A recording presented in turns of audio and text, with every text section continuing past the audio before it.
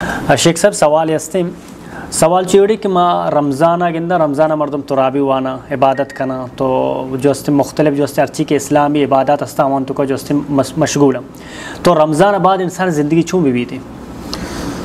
बिस्मिल्लाहिर्रहमानिर्रहीम अल्हम्दुलिल्लाहि रब्बिल आलमीन वलाक़िबतु लिलमुत्तक़ीन वस्सलातु वस्सलामु अला अशरफिल अंबिया'i वल मुरसलीन नबीना मुहम्मदिन व अला आलिहि व सहबिहि अजमईन अम्मा बाद।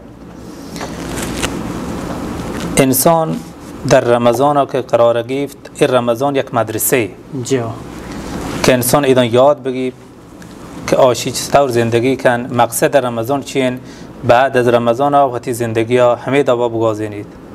الله سبحانه و تعالی در قرآن هدف روچگی هدف رمضان تقوا بیان کند که تا شما تقوا زیاد بشید، شما تقوا دار بید.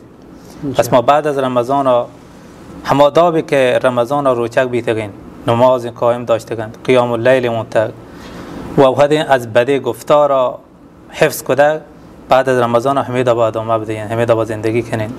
نه که مثل آکسی ها که الله مثال جند که ولا تكونوا كالتي نقضت غزلها من بعد قوة انکاثا. کشی در تفسیر آورده که یک جنین مکه ها است، احیا شپا یک تکه بند چیزی گوابتتی شر کده، بعدا دیگه همیشه هرود که کاری همیشه هیچ پایده استفاده نبرده ازشی، پول به دستی نیارده، بهایی نکده. کره مقصد دیاشی آیه ایشند که ما رمضان ها که عمل صالح انجام دین، روچه گبین، الله عبادت کنین، تراویح وانین، بعد از رمضان ها ایها برباد مکنین، ایها از دست مدین، گناه و معصیت راه مرین، بلکه ودا همه با ثابت قدم کنین. بچه‌ها که می عمر لحظه به لحظه روگین، ما گو بهشت یا گو جهنم نزدیک بیگین. هر چون ماهی و روزی و ساعتی کرد ما گو دنیا نزدیک بیگین.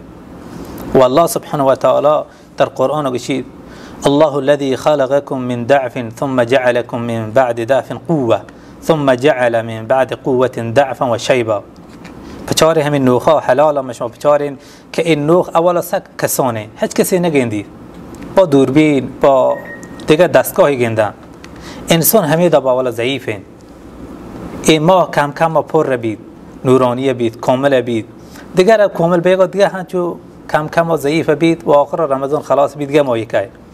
ما هنچو الله ما را با یک ضعیفی خلق کده، بسیار ضعیفین، طفلین، طاقت نید، توان نید، نتوانی آب برین، نتوانی غذای برین، محتاج دیگرانین، بود ما را بدهیند. کم کم ما قوت گرین، جوان بین، طاقتمند بین، قدرتمند بین. دیگر یک قدرت ضعیف بید. هرچون که ما ضعیف بید، ایشو درس بگیر انسان فکر کن، دیگر ضعیف بین، پیری رسین و ای خلاصه بی پیری وفات کنه. دیگر گروهی که، دیگر مردمی که. پس این زندگی ما مثل یک قطارین، مثل یک باسین که ما سوارین مرو روگین، به یک جایی باید ما ایر کپین، دیگر سوار بید. پس ما ایر راه ها روگین باید توشه بگیرین.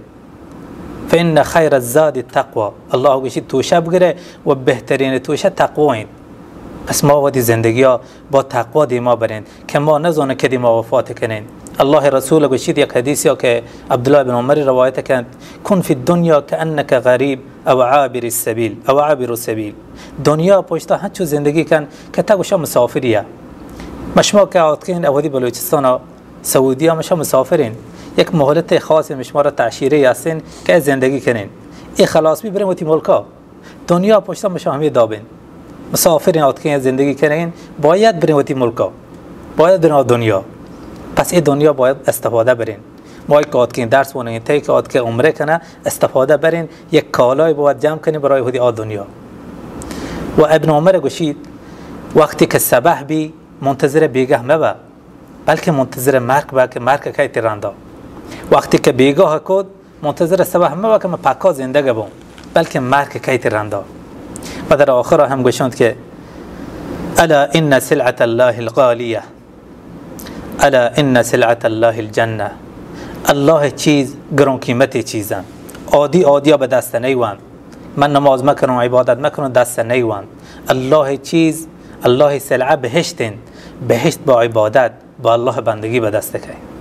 و ایش می حالت که بعد از رمضان مثل رمضان زندگی کنین، مثل رمضان نماز، قیام، تهجد و دی دفاع ها چو حفظ کنین و زبان ها حفظ کنین همه دفاع الله نیکی بنده بین تقوا دار بین که این مدرسه تقوا یاد گیرین که الله گوشی رمضان ماه تقوا این. مهربانی الله جزای خیر. الله خیر. مهربانی الله جزای خیر بده. السلام علیکم و رحمت الله و برکاته.